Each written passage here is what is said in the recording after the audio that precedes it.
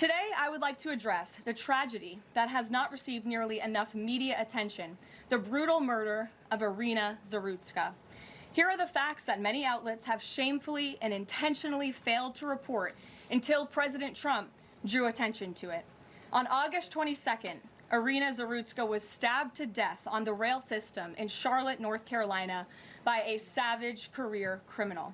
This is a public transportation system that many in the area use every single day to go to school and work. Iryna was on the train that night traveling home from her job at a pizzeria, still in uniform from her shift.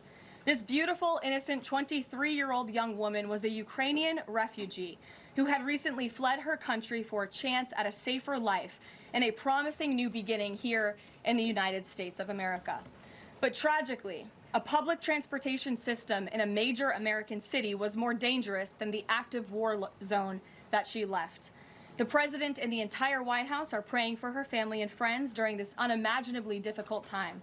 But while we extend our thoughts and prayers, we must also seek justice for this crime and call attention to this heinous incident. Surveillance video of the killing was finally released to the public this past Friday.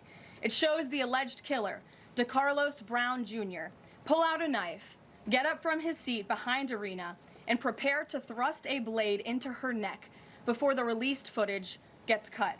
This is pure evil on full display. The most enraging and unacceptable part of this story is that her death was entirely preventable. DeCarlos Brown never should have been on that train that night. In fact, he should have been behind bars. DeCarlos Brown has been charged with crimes no fewer than 14 times, dating back to 2011, including for armed robbery, felony larceny, breaking and entering, and shoplifting. Brown had previously served 5 years in prison for a robbery with a deadly weapon charge, and he had also forfeited bonds 3 different times, twice in 2014 and once in 2023.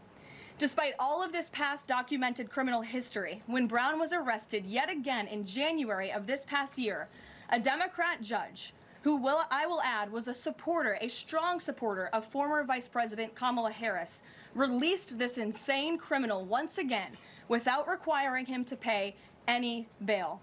He simply had to sign a written promise to return for his court hearing.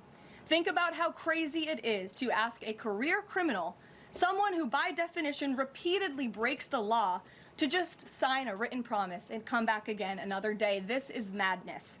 This monster should have been locked up, and Iryna should still be alive.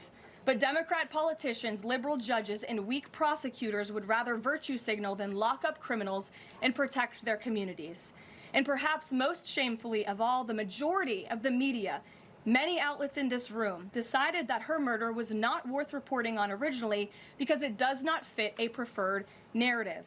Many of the journalists in this room spilled plenty of ink trying to smear Daniel Penny for defending a subway car from a deranged lunatic in New York City, but none of those same reporters lift a finger to write stories about an actual murderer.